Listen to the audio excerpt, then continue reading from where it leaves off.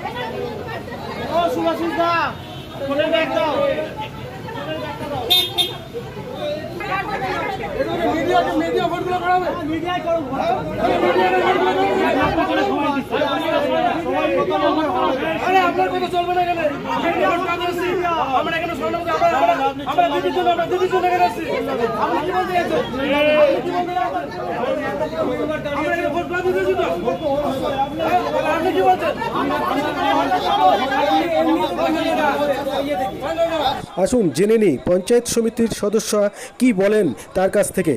হ্যাঁ দিদি, রচনাদির সামনে চেঁচামেচি করতে দেখা গেল, রীতিমতন বিক্ষোভ দেখাচ্ছিলেন, কি সমস্যা? আমাদের জিপিতে আজকে রচনা ব্যানার্জি যাওয়ার কথা ছিল 5:30টায়, কিন্তু আজকে উনি যেতে পারছেন না। একটা অল ইন্ডিয়া প্রেস কনফারেন্স ছিল, উনি নাকি তার জন্য ব্যস্ত ছিলেন, সেই জন্য উনি আমাদের জিপি আজকে অ্যাটেন্ড করতে পারলেন না। সেই জানিয়ে আজকে হড়াল বেরিয়ে গেলেন।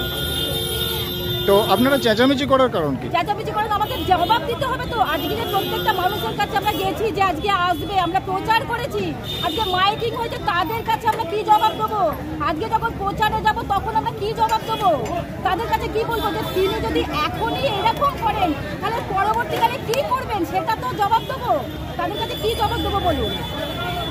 এতে করে তো ভোট করতে আপনাদের কিছুটা সমস্যা তো হবেই দাদা। আজকে প্রত্যেকটাকে জনপ্রতিনিধি আমরা, তাহলে জনগণের কাছে যখন যাব তারা তখন তো আমাদের রিটার্ন করবে কথাটা যে আজকে আপনাদের আসার কথা ছিল রচনা ব্যানার্জি, এখন আজকে এলেন না।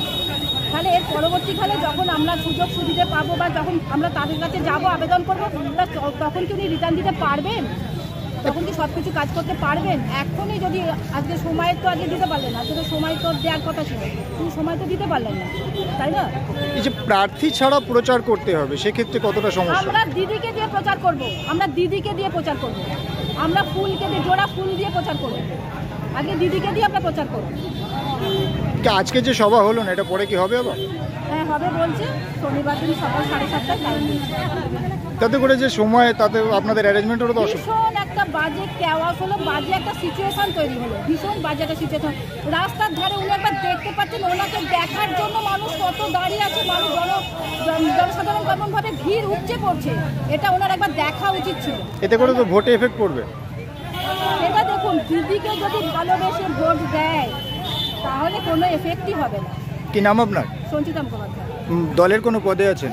হ্যাঁ, আমি পঞ্চায়েত সমিতির সদস্য, বাটিকা বলছি।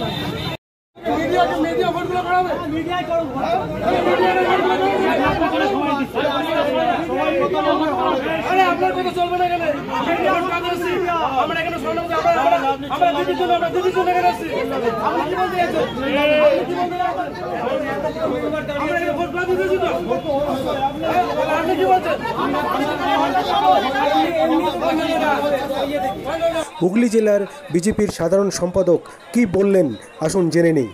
সেবা করার কাজ রচনা ব্যানার্জির নয়, ওনাকে ওই দিদি নাম্বার 1-এই মানায়, যার কারণে আজকে বৈচিতে এরকম নিজের দলের ক্ষোভের মুখে পড়েছে। উনি মানুষের কাছে পৌঁছাবে কি? ওনাকে তো দিদি নাম্বার 1-এ যেতে হবে, যার কারণে উনি মানুষের কাছে সময় দিতে পারছে না। তার মানে এর থেকেই বোঝা যায় যে আগামী দিনে উনি হুগলি লোকসভায় কতটা সময় দেবে। সুতরাং আমার মনে হয় মানুষের এই জিনিস বোঝা উচিত এবং তৃণমূলেরও এই জিনিস বোঝা উচিত যে তার দলের এই ধরনের একটা প্রার্থীকে তিনি ভোট দেবেন কিনা, সেটা তারাই সিদ্ধান্ত নেবে। সুরেশ সাউ, হুগলি সাংগঠনিক জেলা বিজেপির সাধারণ সম্পাদক। দলের কর্মীরাই বিক্ষোভ দেখিয়েছে। দেখুন, এটা তো নর্মাল ব্যাপার, কারণ উনি কি করেছেন, উনি আজকে বইচির 2 জায়গায় গিয়ে 3 জায়গায় বলছেন আমি আজকে আর ওখানে করব না, আমি অন্য জায়গায় করব। আজকে যে দলের কর্মীরা যারা বিশ্বাস করেছে রচনা ব্যানার্জির ওপরে, দিদি নাম্বার 1-এর ওপরে, যে দিদি নাম্বার 1 নাকি সব জায়গায় গিয়ে উন্নয়ন করবে, আমরা তো বলে থাকি রচনা ব্যানার্জি কোনো দিনের জন্য লোকের পাশে দাঁড়াবে না, এটা তার প্রমাণ। আজকে লকেট দিয়ে যদি হতো আমাদের উনি যেতেন, আমরা যখনই ডাকি, যখনই জনগণ ডাকে উনি যায়। তো এটা এ দলের নিয়ম, এ দলের সিস্টেম। যাদের দলের অন্তর্দ্বন্দ্ব আছে তারা বলে বিজেপির অন্তর্দ্বন্দ্ব আছে, এটা ভুল কথা। গতকালকে একটা ভিডিওতে দেখছিলাম তৃণমূলের একজন সভাপতি বলছিলেন যে গোষ্ঠীদ্বন্দ্ব আছে বিজেপির। না, বিজেপির কোনো গোষ্ঠীদ্বন্দ্ব ছিল না, হবেও না। গোষ্ঠীদ্বন্দ্ব তাদের মধ্যে হয় যাদের মধ্যে খাওয়া খাই চলে, বিজেপির মধ্যে খাওয়া খাই চলে না। তৃণমূলেদের চোরেদের পয়সায় ভাগ করতে ভাগে ভাগে গিয়ে গোষ্ঠীদ্বন্দ্ব হয়, তো এটাই গোষ্ঠীদ্বন্দ্বের হয়। হ্যাঁ, এ নিয়ে আমার ওই